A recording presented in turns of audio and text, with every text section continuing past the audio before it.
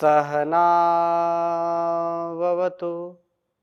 सहनौ भुनक्तु सह वीर्यं करवावहै तेजस्विनावधीतमस्तु मा विद्विषावहै। ओम शांति शांति शांति। वैदिक जीवन पद्धति की इस कक्षा में आप सभी का हार्दिक स्वागत है, अभिनंदन है। वैदिक जीवन पद्धति में हम प्रश्नोत्तर का क्रम देख रहे हैं, समझ रहे हैं। निरंतरता के साथ यह कक्षा चली है और उसमें अनेक साधकों के, अनेक दर्शकों के, श्रोताओं के कुछ प्रश्न आए हैं। उन्हीं संदर्भ में हमने पिछली कक्षाएं भी की हैं और अभी क्योंकि मेरे समक्ष अनेक प्रश्न हैं तो उनको भी लेंगे। जिज्ञासा ज्ञान की जननी होती है। हमको अच्छे सच्चे प्रश्न अवश्य करने चाहिए। पृच्छको भवति पंडितः, शास्त्रों में आता है।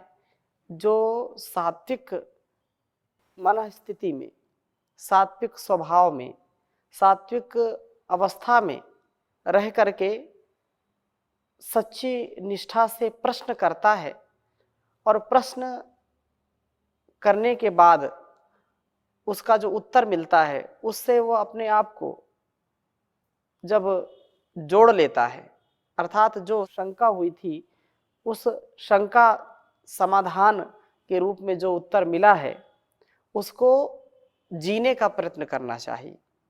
तो ऐसे ही अनेक प्रश्नों का यह क्रम चल रहा है और एक प्रश्न आया है उत्तर प्रदेश से हमारे वेदांत जी का, और वो प्रश्न करते हैं कि आप कहते हैं कि धीरे धीरे मोड़ तो इस मन को, लेकिन फिर मन गलत दिशा में क्यों चला जाता है, क्या करें, कब तक धैर्य रखें। बहुत सुंदर प्रश्न किया है आदरणीय हमारे वेदांत जी ने। मन को कब तक मोड़ें, कैसे मोड़ें और धैर्य कब तक रखें, अनेक प्रकार से हम समझाने का प्रयत्न करते हैं मन को, लेकिन मन मानता नहीं। यदि हम वैदिक परिप्रेक्ष्य में मन की शक्ति को देखें तो यह तन्मे मनः शिव संकल्प मस्तु, मन की अपार शक्ति है। मन को सभी इंद्रियों का नियंत्रण करने वाला कहा जाता है। मन से फिर श्रेष्ठ बुद्धि है, बुद्धि से श्रेष्ठ फिर आत्मा है, इंद्रियों से श्रेष्ठ यह मन है। तो मन यदि नियंत्रण में आ जाए, मन यदि हमारे वश में रहे, हमारे कंट्रोल में रहे, तो हम बहुत सारी समस्याओं से बच सकते हैं। और यदि मन नियंत्रण में नहीं आता है तो बैठे बैठे हम अनेक समस्याओं को मोल ले लेते हैं, अनेक समस्याएं आकर के हमको घेर लेती हैं। हमको स्मरण रखना चाहिए कि मन एव मनुष्याणाम कारणम बंध मोक्षयो हो। मनुष्य का मन उसके बंधन का और उसके मोक्ष का कारण हुआ करता है। यदि मन प्रसन्न है, मन पवित्र है, मन में कोई वासना नहीं, कोई क्लेश नहीं, कोई ग्लानि नहीं, शुद्धता पवित्रता से युक्त होने पर यह जीवन को शुद्ध पवित्र बना देता है। और इसलिए यह जो सूक्ति है, यह जो श्लोक का एक भाग है, तो इस मन की अपार शक्ति को हम समझें। और जो धीरे धीरे मोड़ने की बात कही है कि धीरे धीरे इस कंप्लीट जो एक्शन है, कंप्लीट जो अटैचमेंट है, कंप्लीट जो डिटैचमेंट है, इसको हम समझ लें तो जीवन सार्थक हो जाएगा। निवृत्ति मूलक प्रवृत्ति, हम संसार में व्यवहार करते हैं, संसार का व्यवहार हमारे परिष्कार के लिए होता है। संसार का तिरस्कार भी हम नहीं कर सकते हैं, क्योंकि उस परमात्मा ने शरीर और संसार को हम सबके उपकार के लिए बनाया है, उपचार के लिए बनाया है, तो इसको बेकार कैसे समझ सकते हैं। लेकिन यदि मन का स्वरूप हमने नहीं समझा और मन को मनमानी करने दिया तो यह हमको गर्त की ओर ले जाएगा, नरक की ओर ले जाएगा, पाप से हमको बांध देगा, पाप युक्त जीवन हमारा हो जाता है। इसलिए हम मन की मनमानी को छोड़ करके, इसकी शैतानी को छोड़ करके अपने जीवन और जगत को सुंदरता से, परिपूर्णता से युक्त करने का प्रयत्न हमको सदैव करना चाहिए। यही तो जीवन है, यही हमारे जीवन का लक्ष्य होना चाहिए कि हम मन की मनमानी का, मन की शैतानी का ध्यान रखें। और जैसा वेदों में वर्णन किया है कि तन में मनः शिव संकल्प मस्तु, ये मेरा मन शिव संकल्प से युक्त हो जाए। यस्मिन ऋचा साम्यजूंसी यस्मिन प्रतिष्ठिता रत्ना भाविवाराः यस्मिश्चित्तम सर्वमोतम प्रजानाम तन्मे मनः शिव संकल्प मस्तु। इस मन में अपार सामर्थ्य है, इस मन का इतना सामर्थ्य है कि इसमें ऋग्वेद, यजुर्वेद, सामवेद, अथर्ववेद वेदों का ज्ञान भरा पड़ा है। और यदि इससे हम विमुख हो गए, इस पर नियंत्रण नहीं किया, तो इसका जो प्रवाह है, जो विषयों का प्रवाह है, जो वासनाओं का प्रवाह है, वो वासनाएं, वो प्रवाह हमको कभी कल्याण की ओर नहीं ले जाएंगी। यह जो सोने से भी लेकर के, जागने से भी लेकर के कितना इसका सामर्थ्य है, लेकिन यह मन यदि स्वाध्याय से, सत्संग से, साधना से, योग प्राणायाम से इसको नियंत्रण में नहीं कर पाए तो यही मन उल्लू का पट्ठा कहलाता है कि इसको जहां जाएंगे वहां उस मन नहीं लगेगा। पढ़ाई में, पढ़ाई के समय मन नहीं लगता, और जब वह आयु, वह जीवन निकल जाता है तो पढ़ाई में मन लगता है। जंगल में रहते हैं तो घर की याद आएगी, घर में है तो जंगल की याद आएगी। इसलिए ये मन है कि मानता नहीं, क्या अच्छा क्या बुरा जानता नहीं। मन के घोड़े पर जो सवार हो जाता है, अच्छा खासा आदमी भी बीमार हो जाता है। इसलिए मन पर नियंत्रण रखें। मन, यदि मन है चंगा तो कठौती में गंगा, और मन से ही रीत प्रीत, मन से ही रीत प्रीत, मन से सारा व्यवहार चलता है। मन से ही क्लेश कपट द्वेष दंगा है, और मन मित्र है, और मन यदि गड़बड़ है तो ये बड़ा हुड़दंगा है, और मन यदि चंगा है तो कठौती में ही गंगा है। हम मन को समझाएं कि मन में खोट भरी और मुख में हरी, तेरे मंदिर में जाने से क्या फायदा, मैन मल का न धोया बदन धो लिया, मैल मन का न धोया बदन धो लिया, तेरे गंगा नहाने से क्या फायदा, मन में खोट भरी और मुख में हरी। तो मन यदि पवित्र नहीं है तो कितने भी हम पवित्रता के कार्य करते रहें, शरीर तो नश्वर है, यह नष्ट होने वाला है और दूषित भी होता है। लेकिन मन यदि ठीक है तो यह जीवन भी ठीक होगा। बहुत काम पर जीवन थोड़ा, उस पर मन का चंचल घोड़ा, सोच समझ नादान रे बंदे, मत कर तू अभिमान रे बंदे, तेरे जैसे लाखों आए लाखों इस माटी में समाए, तेरे जैसे लाखों आए, लाखों इस माटी ने खाए, रहा ना नामो निशान रे बंदे, मत कर तू अभिमान रे बंदे, झूठी तेरी शान रे बंदे, मत कर तू अभिमान रे बंदे। ये मन की जो मनमानी है, इस मनमानी से, इसके शैतानी से अर्जुन भी नहीं बच पाया। भगवान साक्षात जिसका उद्धार करने के लिए उद्यत हैं, जिसके सारथी बने हैं, और ऐसा वह अर्जुन भी किम कर्तव्य विमूढ़ खड़ा हुआ है दो सेनाओं के बीच में, उस कुरुक्षेत्र में खड़ा है, और वह भगवान से याचना कर रहा है कि हे केशव, हे कृष्ण, हे गोविंद, आप जो बातें कह रहे हो, जो उपदेश कह रहे हो, गीता का उपदेश मुझको सुना रहे हो, वो मेरे मन मस्तिष्क में बैठ नहीं रहा है। ये मन चंचल है, कैसे इसको मैं मोड़ूं? चंचलम ही मना कृष्णा प्रमाथि बलवद दृढ़म, तस्यहम निग्रहम मन्ये वायुरीसु दुष्करम, असंशयम महाबाहो मनः दुर्ग्रह निश्चलम, अभ्यासेन तु कौन्तेय वैराग्येण च गृह्यते।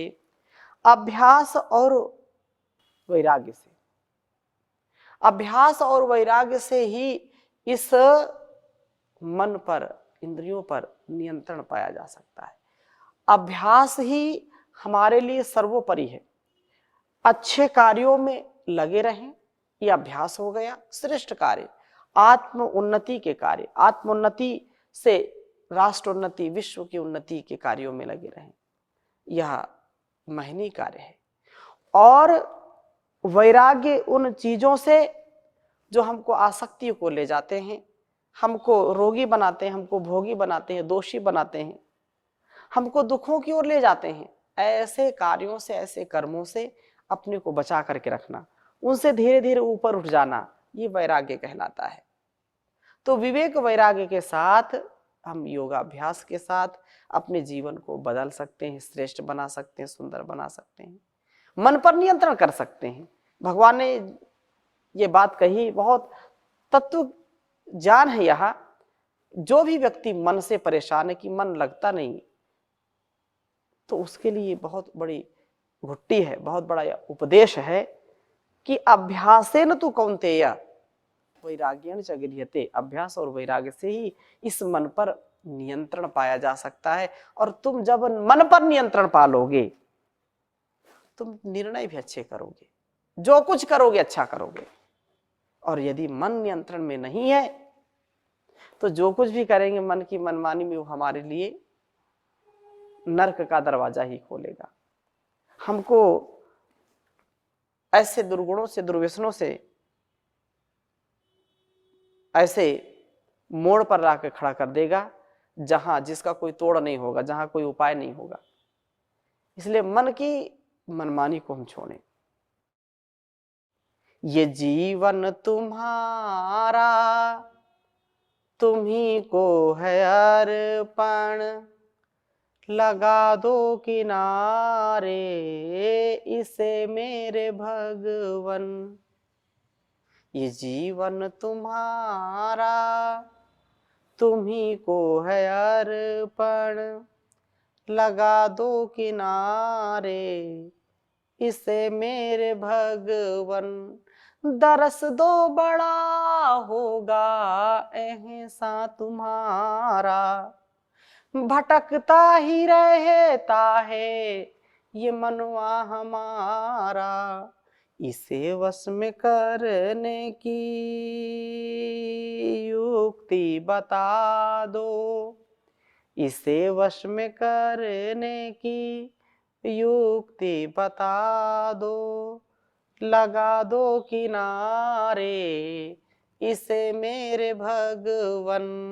लगा दो किनारे इसे मेरे भगवन, तुम्हारे भरोसे है ये जीवन की नैया, लगा दो किनारे मेरे खिवैया, कहीं डूब जाए ना,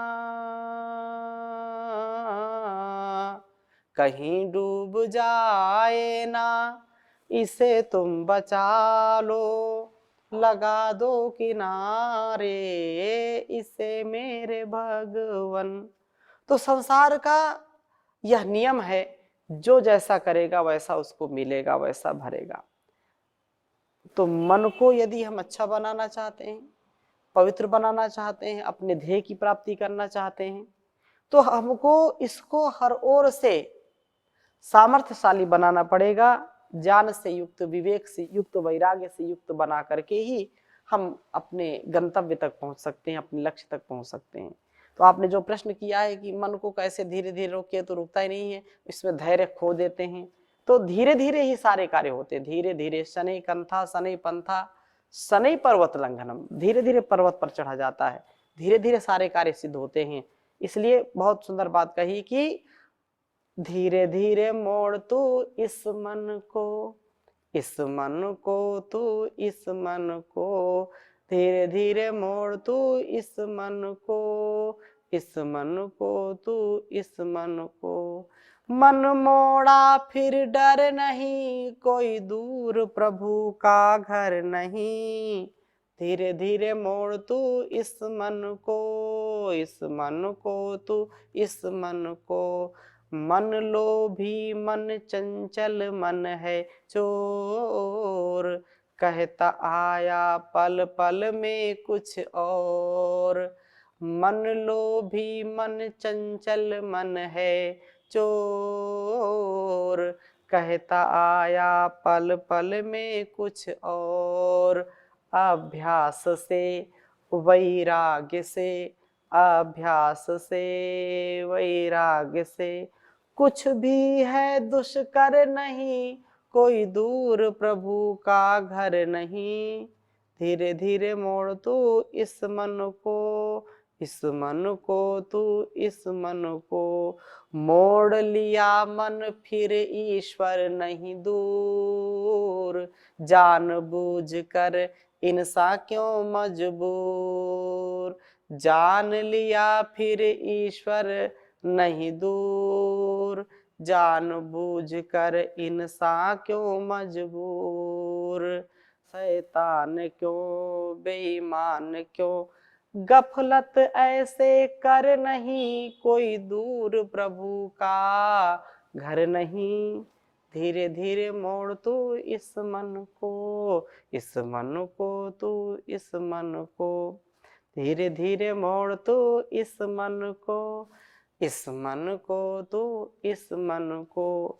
तो धीरे धीरे ही मन पर नियंत्रण आएगा, धीरे धीरे ही हम देश और समाज की स्थितियों पर भी नियंत्रण पाएंगे। और दूसरी बात जो कही है कि लक्ष्य जब बड़ा होगा तो उसमें विवेक वैराग्य की भी प्राप्ति होगी, विवेक और वैराग्य से युक्त हमारा जीवन हो, और वैराग्य में ही आनंद है, विवेक में ही आनंद है। विचिर पृथक भावे कि सही क्या है गलत क्या है, उस सही गलत का हम निर्णय करके काम करें तो बहुत ही आनंद से युक्त हमारा जीवन हो जाएगा। एक बात हमको सदा स्पष्ट रूप से समझ लेनी चाहिए कि ये जो संसाधन, जो साधन के रूप में मन मिला है, कुछ लोग बोलते हैं मन लगता नहीं है, मन हमारा जो है इधर उधर भागता रहता है, मन तो जड़ पदार्थ है, मन को हम भगाते रहते हैं।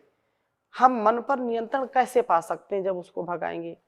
एक ओर हम गाड़ी भगाते रहते हैं और दूसरी ओर हमारे नियंत्रण में सब कुछ है, क्लच है, ब्रेक है, हैंडल है, जो है स्टीयरिंग है, सब कुछ है, लेकिन फिर भी यदि नहीं मानते हैं तो फिर कैसे मन मानेगा? इसलिए मन की मनमाने को दूर करने का जो सबसे अच्छा, सबसे सच्चा जो है उपाय है वो है योग, प्राणायाम, वो है स्वाध्याय, वो है सत्संग, वो है ध्यान के माध्यम से अपने मन पर, अपनी इंद्रियों पर हम नियंत्रण पाएंगे।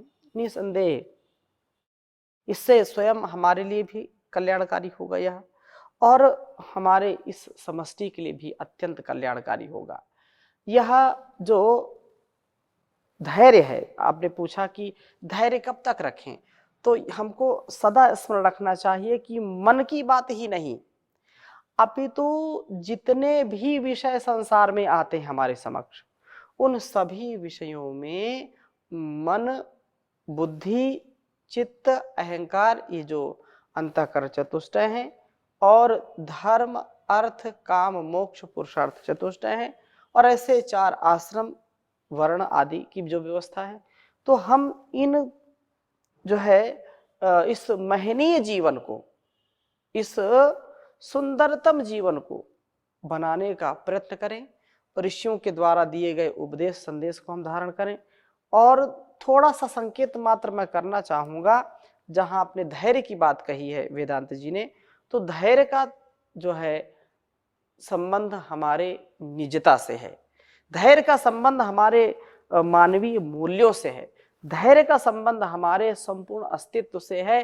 क्योंकि यदि हमारे अंदर धैर्य नहीं होगा तो हम कभी धार्मिक कहलाने के जो है पात्र नहीं होंगे, हम धार्मिक नहीं कहला सकते। इसलिए ये जो कहा कि कब तक धैर्य रखें, जब तक प्रलय ना हो जाए तब तक धैर्य रखो। मैंने स्वयं अपने जीवन में अनेक ऐसे संदर्भों में, अनेक ऐसे विकट संकटों में जो गुरुजनों से सीखा, जो शास्त्रों से सीखा जाना, उनको मैंने अप्लाई किया। और ऐसा थोड़ी देर के लिए लगता है कि अरे मेरी बात मानी नहीं गई, मैं तो अधिकारी व्यक्ति हूँ, मैं कर्मचारी हूँ, मैं कुछ हूँ, ये हूँ, वो हूँ, मैं तो प्रभावशाली हूँ, मेरी आज्ञा सबके ऊपर लागू होनी चाहिए। घर परिवार में भी लोग चाहते हैं कि मेरा जो है परिवार मेरे ही, वो स्वाभाविक रूप से उचित है, राजा का भी यह स्वभाव होना ही चाहिए और उसको गौरव हमको सबको देना चाहिए। परंतु जहां जो है संघर्षों की बात आ जाए, जहां पर निज कर्तव्यों की बात आ जाए, वहां पर जो उपदेश संदेश ऋषियों ने दिया है उसको हमको वैसा ही आत्मसात करना चाहिए। तो धर्म का लक्षण क्या है? धर्म के लक्षण में कहा धृति, क्षमा, दमोस्तेयम, शौचम, इंद्रिय निग्रह, धीर, विद्या, सत्यम, क्रोधो, दशकम, धर्म लक्षणम। ये धर्म के 10 लक्षण बताए महर्षि ने। और सबसे पहला जो लक्षण वो क्या है? धृति, धृति, क्षमा, दमोस्तेयम। धैर्य पूर्वक जिसका जीवन धैर्य से युक्त है, जिसके जीवन में धैर्य है, जिसके जीवन में सहनशीलता है, क्षमा का भाव है, वास्तव में वही सच्चा धार्मिक होता है।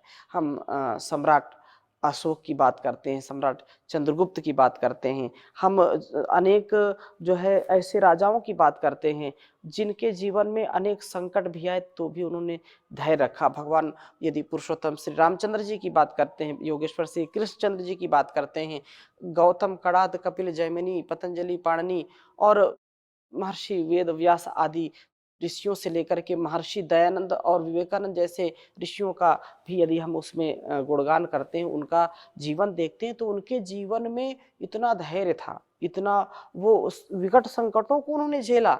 और यदि हम स्वतंत्रता सेनानियों की भी बात करते हैं तो चाहे सुभाष हो, चंद्रशेखर हो, चाहे जो है भगत सिंह हो, राजगुरु सुखदेव हो, चाहे जो है राम प्रसाद बिस्मिल हो, या गुरु गोविंद सिंह हो, बंदा बैरागी हो, हम किसी भी महापुरुष के जीवन को देखें, उनके जीवन में धैर्य था तो आज हम उनका नाम ले रहे हैं। उन्होंने सच्चा धार्मिक जीवन जिया है, उन्होंने अपने देश संस्कृति की रक्षा के लिए, मानवता की रक्षा के लिए जो धैर्य का जो है आधान किया, धैर्य का परिचय दिया, जिससे आज यह भारतवर्ष इतना वैभवशाली और जो है जो ऋषियों के प्रति कृतज्ञ है। तो हम उन्हीं के प्रतिरूप हैं, उन्हीं के हम वंशज हैं, उनके वंश हैं, उनके अंश हैं। तो हमारे जीवन में भी धैर्य होना चाहिए। धृति, क्षमा, दमोस्तम, धैर्य सबसे बड़ा जो है साधन है धार्मिक बनने का। और छोटी छोटी बातों में हम परेशान हो जाते हैं, छोटे छोटे जो है स्वार्थों में हम परेशान हो जाते हैं, छोटे छोटे जो है बातें ना मानी किसी ने हमारी, हम नाराज हो गए, हम जो है घर परिवार के विघटन को खूब देखते हैं आज। और उसके पीछे क्या रहस्य है कि हमारे संबंधों में धैर्य नहीं है। अगर माँ धैर्य रख करके हमारा पालन पोषण ना करे तो हमारा जीवन चल नहीं सकता। इस अवस्था में हम पहुँचे हैं, चाहे कोई भी किसी भी अवस्था में है, कोई भी उत्तरदायित्व में है, यदि माँ ने धैर्यपूर्वक उस बच्चे को 9 माह गर्भ में ना रखा होता, धैर्य के साथ उसने उनका पालन पोषण ना किया होता, तो कौन इसको सजाता संवारता, कौन इसको पुष्ट बनाता, कौन इसको महान बनाता। तो धैर्य की बड़ी महिमा है। आगे हम इस पर और चर्चा करेंगे। आदरणीय हमारे वेदांत जी उत्तर प्रदेश से, जिन्होंने ये प्रश्न पूछा है, धैर्य के विषय में आपने पूछा है धैर्य कब तक रखें, तो इसका और उत्तर हम अगली कक्षा में देंगे। ओम शांति शांति शांति।